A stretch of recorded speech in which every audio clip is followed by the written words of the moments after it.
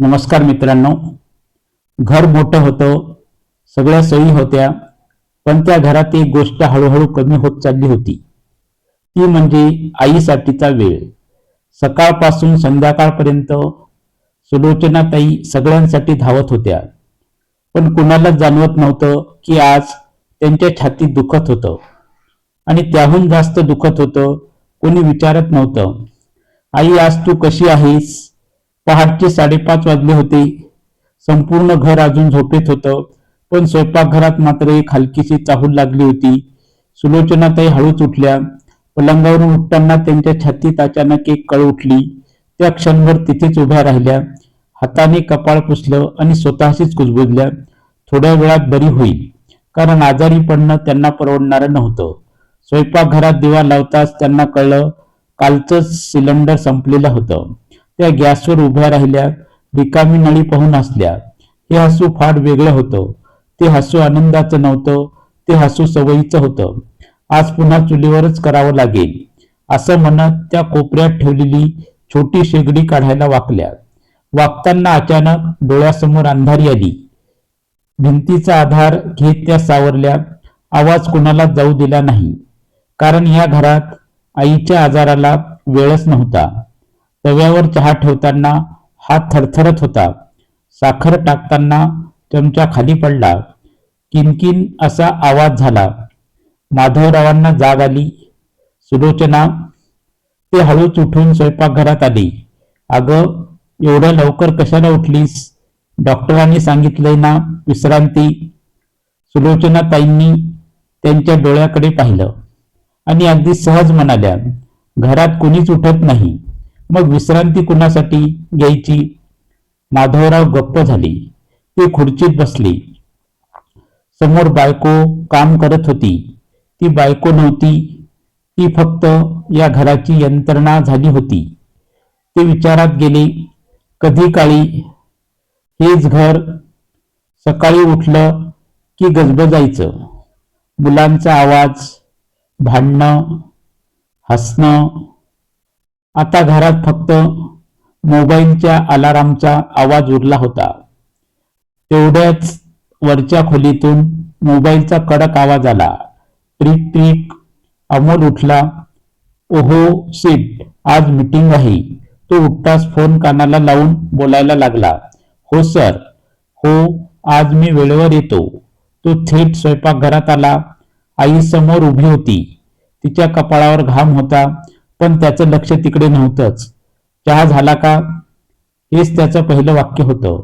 आई काही बोलली नाही, फक्त कप पुढे सरकवला. तो चहा घेत म्हणाला, आज ब्रेकफास्ट बाहेरच करतो, उशीर झालाय. आणि फोनवर बोलतच बाहेर निघून गेला. आईच्या चेहऱ्यावर एक हलकीशी रेघ उमटली. ती वेदनेची नव्हती, ती सवयीची होती. तेवढ्यात प्रिया आली.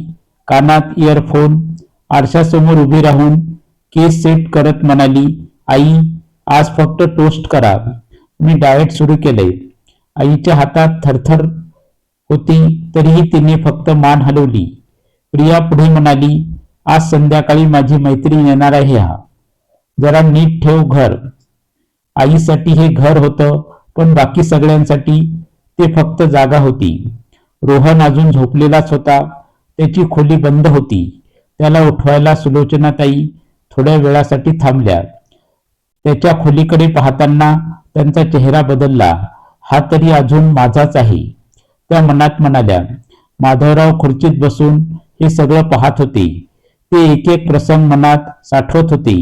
त्यांच्या डोळ्यासमोर जुनी सुलोचना उभी राहिली. नव्या लग्नातली, हसरी, हातात काचेच्या बांगड्या, घरभर फिरत असलेली.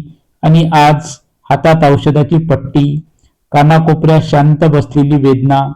ते हळूच म्हणाले, सुलोचना, आज तू जरा थांब, मीच काहीतरी करतो. सुलोचनाताई लगेच म्हणाल्या, नको हो, तुम्ही बसाच. त्या शब्दामध्ये प्रेम होतं, पण त्याहूनही जास्त स्वतःला विसरलेली आई होती. स्वयंपाकघरात भाजी चिरताना अचानक चाकू हाताला लागला. थोडंसं रक्त आलं. माधवराव घाबरले.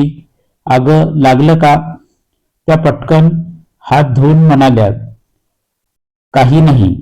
जुजबी, पण त्या जुजबी शब्दामागे वर्षानुवर्षाची उपेक्षा होती. बाहेरून अमोलचा हॉर्न वाजला. प्रिया धावत निघाली. लेट होते. दार बंद झालं. घर पुन्हा शांत झालं. सुलोचनाताई ताट रचत होत्या. माधवराव त्यांच्या पाठीकडे पाहत होते. कमरेत किंचित वाकलेपण आलं होतं. केस पांढरे झाले होते. पण त्या स्त्रीने कधीच म्हटलं नव्हतं, मी थकले आहे. माधवरावांना अचानक आठवलं, आज कोणता दिवस आहे. त्यांनी दिनदर्शिका पाहिली. आज तारीख होती 5. आज सुलोचनाचा वाढदिवस होता. त्यांच्या डोळ्यात पाणी आलं. त्यांनी हळूच विचारलं, आज आठवतंय तुला. सुलोचनाताई थोड्या थांबल्या आणि हसून म्हणाल्या, आठवतंय, पण कुणाला सांगायचं नाही. त्या हसल्या, पण त्या हास्यामागे कुठलाही आनंद नव्हता. माधवरावांना त्या क्षणी आपल्या आयुष्याचं फार मोठं अपयश जाणवलं. त्यांच्या मनात एकच वाक्य घुमत होतं, आपण मुलांना मोठं केलं, पण माणूस बनवायला कुठेतरी कमी पडलो. सकाळचा प्रसंग सरला होता. घर पुन्हा एकदा आपल्या नेहमीच्या शांततेत बुडालं होतं. सुलोचनाताई देवघरात दिवा लावत उभ्या होत्या. हात जोडताना त्यांच्या ओठावर हलकीशी कुजबूज होती. देवा, माझ्या मुलांना सुखी ठेव. त्यांना कधी कमी पडू देऊ नकोस. क्षणभर त्या थांबल्या. जणू काही मनात एक विचार येऊन गेला आणि माझं, पण तो विचार त्यांनी तिथेच थांबवला. देवघरातल्या कॅलेंडरकडे त्यांची नजर गेली. आजच्या तारखेवर लाल शाईने एक लहानसा गोल होता. आज त्यांचा वाढदिवस होता, 60वा. त्यांनी कॅलेंडरवरून नजर हटवली.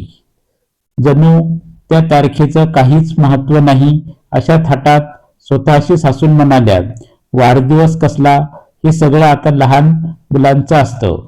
पण मन मात्र वेगळंच बोलत होतं. त्या हळूच स्वयंपाकघरात आल्या. नेहमीप्रमाणेच भाजी निवडली, तांदूळ धुतले, भांडी लावली. आज काही विशेष करायचं नव्हतं, कारण या घरात आज कुणासाठीच विशेष दिवस नव्हता. माधवराव वर्तमानपत्र घेऊन बसले होते, पण अक्षर डोळ्यासमोरून जात होती. मन कुठेतरी वेगळ्याच ठिकाणी अडकलं होतं. त्यांना आठवत होतं, सुलोचनाचा पहिला वाढदिवस, लग्नानंतरचा. त्या दिवशी त्यांनी तिला स्वतः चहा करून दिला होता. दोघांनी बाहेर जाऊन साधं जेवण केलं होतं. ती किती लाजली होती, किती खुश झाली होती. आज तेच माधवराव समोर बसूनही तिच्या डोळ्यात पाहायचं धाडस करत नव्हती. दुपारचे 12 वाजले. घरात अजूनही कुणाचाही फोन नाही. ना अमोलचा, ना प्रिया, ना मितालीचा. माधवराव घड्याळाकडे पाहत होते. पुन्हा पुन्हा सुलोचनाताईंनी जेवण वाढलं. 2च ताटं. त्यांनी शांतपणे विचारलं, तुम्ही जेवणार ना आता. माधवराव म्हणाले, हो हो. दोघे समोरासमोर बसले, पण बोलणं नव्हतंच. जेवताना अचानक माधवराव म्हणाले, आज जरा चांगली भाजी केलीयस. सुलोचनाताई हसल्या, नेहमीसारखीच आहे. मग क्षणभर थांबून म्हणाल्या, चव तशीच राहते, फक्त खाणारी माणसं बदलतात. माधवराव गप्प झाले. जेवण झालं. ताट उचलताना त्यांच्या हातात थोडीशी थरथर होती. सुलोचनाताई ताट सिंकमध्ये ठेवताना अचानक थांबल्या. छातीत पुन्हा तीच कळ उठली. भिंतीला टेकून उभ्या राहिल्या. डोळे मिटले. पण त्या सेकंदात त्यांना आयुष्य फार मोठं वाटून गेलं. माधवराव घाबरून उठले. काय झालं. त्या पटकन सावरल्या. काही नाही, थोडे चक्कर आले. माधवराव म्हणाले, आज जरा आराम कर. त्या हसल्या, दुपारीच करीन. पण त्यांना माहित होतं, आराम हा शब्द फक्त ऐकायला गोड असतो, आईसाठी तो नसतो. दुपारी सुलोचनाताई पलंगावर पडल्या. छताकडे पाहत पंख्याचा आवाज, टिक करणारा घड्याळाचा काटा आणि मनात चाललेला संवाद 60 वर्ष झाली आपल्याला. किती बदललो आपण, आई म्हणून, बायको म्हणून, माणूस म्हणून. त्यांना मिताली आठवली.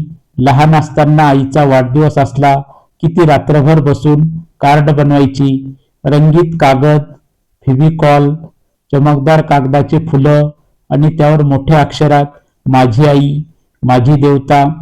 आज मात्र फोनही नाही. डोळ्यात पाणी आलं, पण त्यांनी ते पुसलं. रडायचं नाही. स्वतःशीच म्हणाल्या, सायंकाळ झाली. घरात परत थोडी हालचाल झाली. दार उघडण्याचा आवाज आला. रोहन घरी आला होता. चेहऱ्यावर थकवा होता, पण डोळ्यात नेहमीसारखीच आपुलकी होती. तो आईला पाहताच थांबला. आई, आज जरा वेगळीच दिसतेस. आई थोडी गोंधळली. कशी वेगळी? रोहन जवळ येऊन तिच्या हातावर हात ठेवत म्हणाला, थकलेली आणि जरा उदास. त्या क्षणी सुलोचनाताईंना पहिल्यांदाच जाणवलं, कोणीतरी आज तिचा चेहरा वाचलाय. त्या हळूच म्हणाल्या, असं काही नाही रे. रोहन तिच्याकडे नीट पाहत राहिला. मग म्हणाला, आई, तुला बरं नाहीये ना? त्या थोड्या वेळासाठी थांबल्या आणि पहिल्यांदाच खोटं बोलल्या नाही. हो, थोडंसं नाही वाटत. रोहन घाबरला. बाबा, आईला बरं नाहीये वाटतं. माधवराव लगेच बाहेर आले. कधीपासून? सकाळपासूनच, रोहन म्हणाला. माधवरावांचे डोळे खाली झुकले. रोहन हळू आवाजात म्हणाला, आई, आज तुला डॉक्टरकडे नेऊ का? त्या पटकन म्हणाल्या, नको, आज नाही.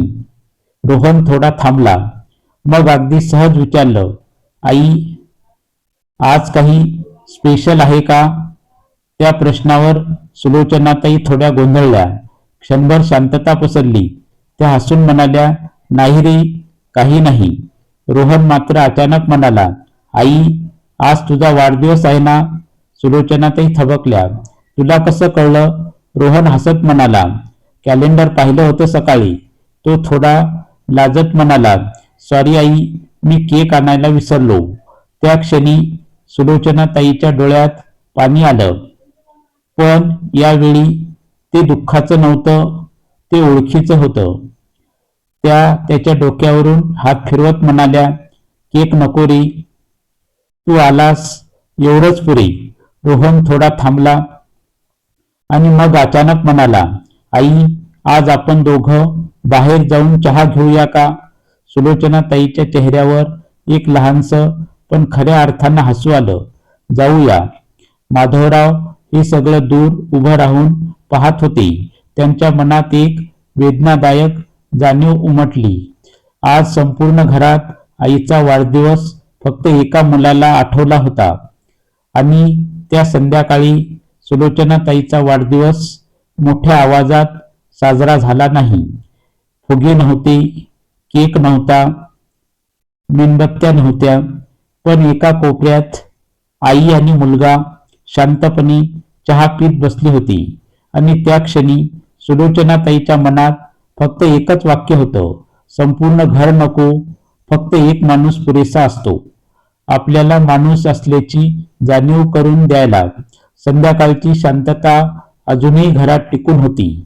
आई आणि रोहन बाहेर चहा पिऊन परतले होते. पहिल्यांदाच सुलोचनाताईच्या चेहऱ्यावर थोडंसं हलकं समाधान दिसत होतं. पण ते समाधान फार वेळ टिकणारं नव्हतं. घरात पाऊल टाकताच त्या थोड्या वेळासाठी दारातच थांबल्या. छातीत पुन्हा तीच ओळखीची कळ. यावेळी मात्र ती जास्त तीव्र होती. त्या हळूच भिंतीला टेकल्या. आई, काय झालं? रोहन लगेच पुढे झाला. काही नाही रे, जरा दम लागला असेल. त्या हसण्याचा प्रयत्न करत होत्या, पण आवाज थरथरत होता. माधवराव हॉलमध्येच बसले होते. त्यांना ते थरथरनं दिसलं. ते उठले. सुलोचना, अगं बस बस जरा.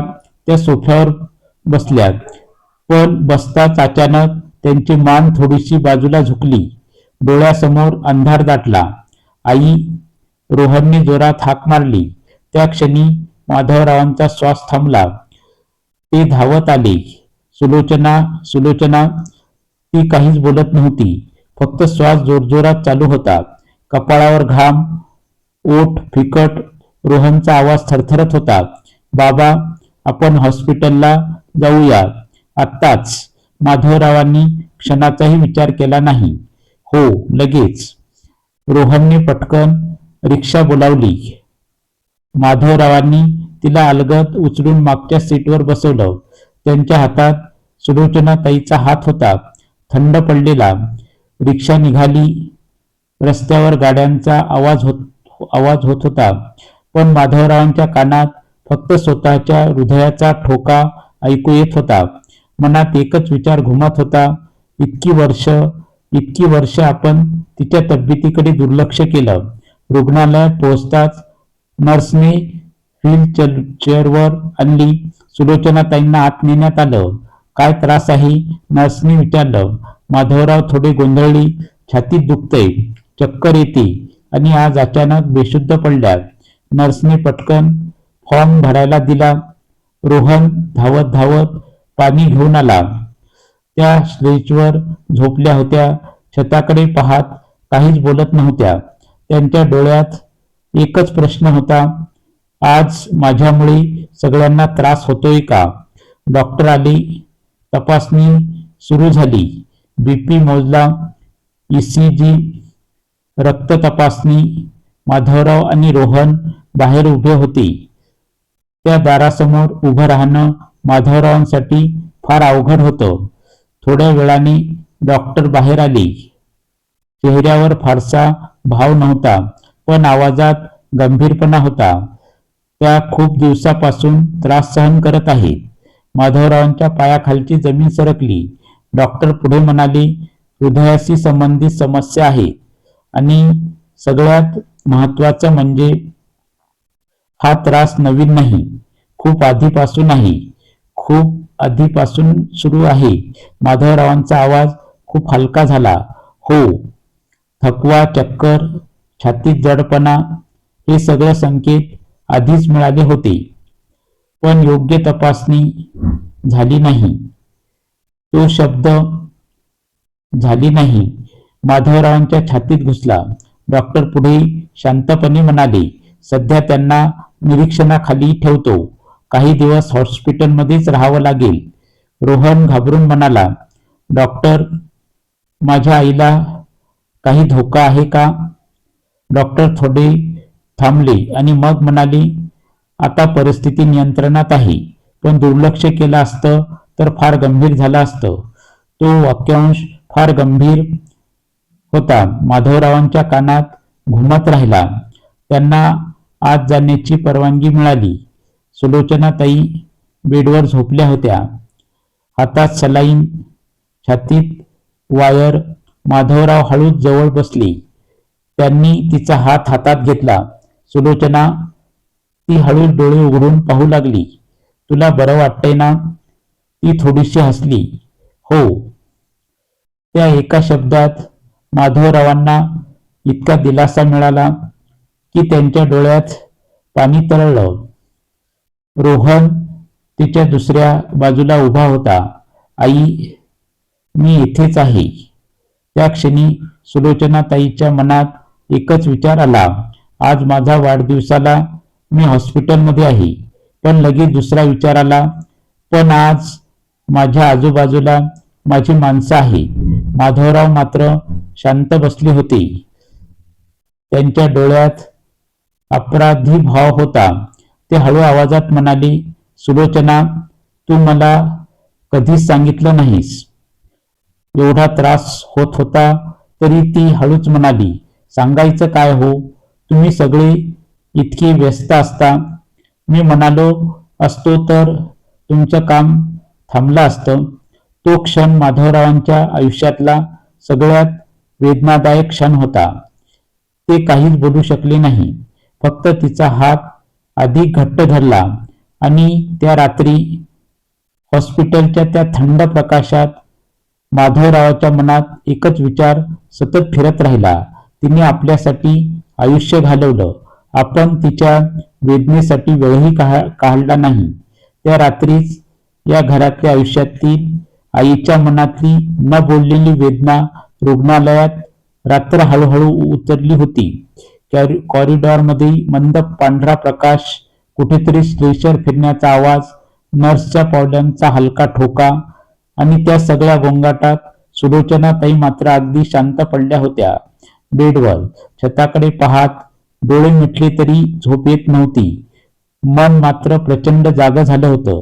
किती विचित्र आहे हे आयुष्य. आज सकाळी ज्या हातांनी भाजी चिरली, ताटं वाढली, चहा केला, तेच हात आता सलाईनला जोडले होते. त्या हळूच मान वळवून बाजूला पाहिलं. माधवराव खुर्चीत झोपण्याचा प्रयत्न करत होते. डोळे मिटलेले, पण कपाळावरची आठी सांगत होती ते झोपलेले नव्हते. त्या क्षणी सुलोचनाताईंना एक अपराधी भावना टोचून गेली. आपल्यामुळे त्यांना त्रास होतोय. रात्रभर इथे बसावं लागलंय.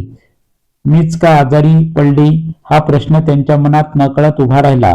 त्या पुन्हा छताकडे पाहू लागल्या आणि नकळत मागचं आयुष्य उलगडत गेलं. लग्नानंतरचा पहिला दिवस. नव्या घरात पाऊल ठेवताना डोक्यावर पदर, हातात नारळ आणि मनात एकच स्वप्न, हे घर आपलं करायचंय. तेव्हापासून कधी स्वतःसाठी विचार केला का? हा प्रश्न त्यांनाच अचानक चटका देऊन गेला. आई म्हणून कधी मुलांना कमी पडू दिलं नाही. बायको म्हणून कधी नवऱ्याच्या गरजांकडे दुर्लक्ष केलं नाही. सून म्हणून कधी तक्रार केली नाही. पण माणूस म्हणून त्या प्रश्नाचं उत्तर त्यांच्याकडे नव्हतं. डोळ्यात पाणी साचलं, पण त्यांनी ते ओघळू दिलं नाही. कारण रडायला देखील त्या सवयीने एकट्याच होत्या. त्यांना आठवलं, अमोल लहान असताना तिला ताप आला तरी ती त्याला शाळेत सोडायला जायची. प्रिया लग्न होऊन आली तेव्हा तिच्या आवडीनिवडी शिकायला धावपळ करायची. रोहनच्या परीक्षेच्या काळात रात्री उशिरापर्यंत जागून चहा करू द्यायची. पण आज स्वतःसाठी एक गोळी वेळेवर घेण्याचंही भान राहिलं नव्हतं. त्यांच्या मनात अचानक एक विचार आला. मी जर आज नसते. तो विचार येताच त्या घाबरल्या. नको नको, त्या स्वतःशीच पुटपुटल्या. माझ्या मुलांना अजून माझी गरज आहे. पण लगेच दुसरा विचार मनात आला. खरंच आहे का? त्या क्षणी त्यांच्या छातीत दुसऱ्या जागेवर बोट लागलं. दाराबाहेर हलकीशी हालचाल झाली. नर्स आली. बीपी तपासला. हळू आवाजात विचारलं, बरं वाटतंय का आता? सुलोचनाताईंनी सवयीनेच उत्तर दिलं, हो बरं वाटतंय. ते खोटं नव्हतं, ते सवयीचंच होतं. नर्स निघून गेली. पुन्हा ती शांतता. सुलोचनाताईच्या मनात अचानक आजचा संध्याकाळचा क्षण डोळ्यासमोर आला. रोहन बरोबर चहा पिताना त्यांनी विचारलेला साधा प्रश्न, आई तू थकलेली वाटतेस, ते एका वाक्याने आज तिचं मन हल्लं होतं. एवढंच तर हवं होतं मला. कोणीतरी विचारावं, कशी आहेस? त्या क्षणी त्यांना जाणवलं, आपण कधी कोणाला सांगितलंच नाही की आपल्यालाही वेदना होतात, थकवा येतो, एकटेपणा वाटतो. कारण आई म्हणजे सगळं सहन करणारी असते. ही शिकवण त्यांनी स्वतःला दिली होती. माधवराव खुर्चीत बसले, डोळे उघडले. तिने पटकन डोळे मिटले. ते हळूच उठून तिच्याजवळ आले. सुलोचना, झोप लागली नाही का? ती थोडीशी हसली. नाही. काही हवं आहे का? त्या क्षणी त्यांच्या मनात खूप काही होतं, पण ओठावर आलं ते एकच वाक्य, नाही, काही नको. माधवराव तिच्या उशीजवळ बसले. हळूच म्हणाले, तू एवढा त्रास सहन करत होतीस आणि आम्हाला काहीच कळलं नाही. त्यांचा आवाज भरून आला. सुलोचनाताईंनी हळूच उत्तर दिलं, कळू देण्याचा प्रयत्नच केला नाही हो. तो एक वाक्य माधवरावांना खोलवर लागलं. ते काहीही बोलले नाहीत. फक्त तिच्या कपाळावरून हात फिरवला. ते परत खुर्चीत जाऊन बसले. सुलोचनाताईंनी मात्र पुन्हा छताकडे पाहू लागल्या आणि मनात एकच प्रार्थना करू लागल्या, देवा, माझ्या मुलांना माझ्यासारखं आयुष्य जगायला लागू नये. त्यांच्या घरातल्या बायका, आई कधी एकट्या पडू नयेत. आणि त्या रात्री सुलोचनाताई पहिल्यांदाच स्वतःसाठी एक गोष्ट मागत होत्या, मला पुन्हा थोडंसं जगायला शिकू दे. रात्र बरीच पुढे सरकली होती. हॉस्पिटलचा कॉरिडॉर आता अधिकच शांत झाला होता. नर्सचा आवाजही किंचित ऐकू येत होता. सुलोचनाताईंनी थोडीशी डुलकी लागली होती. माधवराव मात्र खुर्चीत शांत बसू शकत नव्हते. त्यांना आत काहीतरी अस्वस्थ करत होतं. ते हळूच उठले. सुलोचनाकडे एक नजर टाकली. ती शांत झोपलेली पाहून ते दबक्या पावलांनी बाहेर आले. कॉरिडॉरच्या टोकाला एक लहानसं देवघर होतं. काचेत बंद केलेली छोटीशी मूर्ती, समोर मंद पेटलेला दिवा. ते तिथे जाऊन थांबले, हात जोडले, पण तोंडातून शब्द निघत नव्हते. क्षणभर ते तसेच उभे राहिले आणि मग जणू काही आत साठलेलं सगळं एकदम बाहेर पडायला लागलं. देवा, त्यांचा आवाज थरथरला, मी कधीच तुझ्याकडे फार काही मागितलं नाही. ते थांबले. गळा कोरडा झाला होता. आज पहिल्यांदाच माझ्या आयुष्यात माझ्या माणसासाठी काहीतरी मागायला उभा आहे. क्षणभर शांतता, फक्त दिव्याची ज्योत हलत होती. सुलोचना, तिचं आयुष्य मी माझ्या हाताने हळूहळू भिजवलं आहे. त्यांच्या डोळ्यात पाणी साचलं. तिने कधी तक्रार केली नाही, कधी आवाज चढवला नाही, कधी राग दाखवला नाही. त्यांचा आवाज भरून आला आणि आम्ही हेच तिचं चांगुलपण, तिची सवय करून टाकली. ते हळूच खाली बसले. देवघरासमोरच्या लहानशा बाकावर मी स्वतः शिक्षक होतो. मुलांना संस्कार शिकवायचो, नीती, माणुसकी, जबाबदारी सगळं शिकवायचो. ते कडू हसून हसले. पण माझ्याच घरात माझी बायको फक्त घर सांभाळणारी बनत गेली हे मला कधीच जाणवलं नाही. त्यांच्या डोळ्यासमोर सुलोचनाचा संपूर्ण संसार फिरून गेला.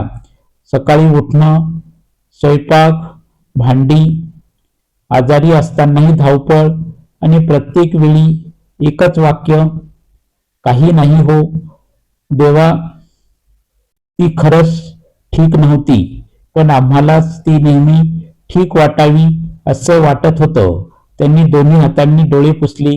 मी तिला कधीच विचारलं नाही, तुला काय हवं आहे. थोडं थांबले. मी फक्त एवढंच विचारायचो, आज काय केलं. त्या वाक्याचं ओझं आज त्यांना छातीत बसलं होतं. तिचं संपूर्ण आयुष्य आमच्यासाठी केलं, पण तिच्यासाठी आम्ही काय केलं ते स्वतःलाच विचारत होती. उत्तर कुठेच नव्हतं. माझ्या मुलांना मी चांगलं शिक्षण दिलं, मोठ्या शाळा, मोठ्या स्वप्नांची भाषा, मोठं आयुष्य. ते पुन्हा हसले, पण यावेळी हसणं फार वेदनादायक होतं. पण माणूस होण्यासाठी मोठं मन लागतं हे शिकवायला मी विसरलो. ते अचानक उठले. आज माझ्या बायकोचा वाढदिवस आहे देवा. आवाज थरथरत होता. 60 वर्ष पूर्ण झाली तिची. आज हॉस्पिटलच्या बेडवर झोपलेली आहे. क्षणभर ते थांबले आणि मग अगदी हळूहळू आवाजात म्हणाले, मी अपयशी ठरलो. नवरा म्हणून, वडील म्हणून आणि शिक्षक म्हणून सुद्धा. त्यांच्या डोळ्यातून अश्रू ओघळले. ते लपवण्याचा प्रयत्नही केला नाही, पण अजून उशीर झालेला नसावा. ते हात जोडून उभे राहिले. देवा, मला अजून एक संधी दे. तिला फक्त जगवण्यासाठी नाही, तर तिला जगू देण्यासाठी. त्या वाक्यात संपूर्ण आयुष्याची, पश्चातापाची जाणीव होती. ते पुन्हा हळूच वळले. कॉरिडॉरमधून चालत सुलोचनाच्या खोलीकडे आले. दार उघडून आत आले. ती अजूनही शांत झोपलेली होती. माधवराव हळूच खुर्चीवर बसले आणि तिच्या चेहऱ्याकडे पाहत म्हणाले, आजपर्यंत तू माझ्यासाठी जगलीस. आता उरलेलं आयुष्य मी तुझ्यासाठी जगायचे ठरवलं आहे. त्या रात्री माधवरावांच्या आयुष्यात पहिल्यांदाच खऱ्या अर्थानं वडील आणि नवरा जागा झाला होता. रोहन मात्र वेगळा होता. आईसाठी औषधं, रिपोर्ट्स, डॉक्टर सगळं तो सांभाळत होता. एका रात्री तो आईजवळ बसून म्हणाला, आई, मी मोठा झालो की तुला कधी एकटी वाटू देणार नाही. आईचं डोकं त्याच्या खांद्यावर टेकलं. एक दिवस माधवरावांनी सगळ्यांना बोलावलं. आज मला बोलायचं आहे. ते थांबले आणि म्हणाले, या घरात आई आहे, फक्त स्वयंपाक करणारी बाई नाही. घरात शांतता पसरली. पहिल्यांदाच अमोल खाली मान घालून बसला. मिताली अचानक घरी आली. आईला मिठीत घेत म्हणाली, आई, मला उशीर झाला. त्या एका वाक्यात सुलोचनाताईच्या सगळ्या वेदना विरघळल्या. हळूहळू घर बदलू लागलं. चहा कोण करतो यावर भांडणं नव्हतं, तर जबाबदारी वाटून घेतली जात होती. आईला पहिल्यांदाच वाटलं, मी अजूनही या घराची माणूस आहे. एक सकाळ सुलोचनाताईंना पुन्हा त्रास झाला. यावेळी मात्र सगळे धावत आले, पण उशीर झाला होता. डॉक्टरांनी हळूच सांगितलं, आम्ही प्रयत्न केला. माधवराव कोसळले. आईने एक लहान डायरी ठेवली होती. रोहनला त्यात एक पान सापडलं. माझ्या मुलांनो, तुमचं घर मोठं कराल, पण माणूस पण लहान होऊ देऊ नका. आई वडील जिवंत असताना त्यांना गरज नसते वस्तूची, त्यांना गरज असते थोड्या वेळांची. आज हे घर शांत आहे, पण ही शांतता सुखाची नाही. ही शांतता उशिरा आलेल्या जाणीवेची आहे. आई गेल्यावर तिची जागा रिकामी होत नाही. तिची उणीव कायमची होते. आपण रोज विचारतो, आई काय करते, पण कधी विचारतो का, आई कशी आहे? यामधून आपल्याला असं सांगता येते की आई वडील हे आपल्या आयुष्यातील सगळ्यात दुर्लक्षित देव असतात. ते असताना त्यांना वेळ द्या, कारण ज्यांच्यासाठी आपण आयुष्य उभं करतो त्यांच्यासोबत आयुष्य जगायला विसरतो. यालाच खरा अपघात म्हणतात. जर तुम्हाला ही कथा आवडली असेल तर कृपया माझ्या चॅनलला लाईक करा, शेअर करा. चॅनलवर नवीन असाल तर चॅनलला सबस्क्राईब करा. कमेंट्समध्ये हर हर महादेव लिहा. धन्यवाद. नमस्कार. जय हिंद. जय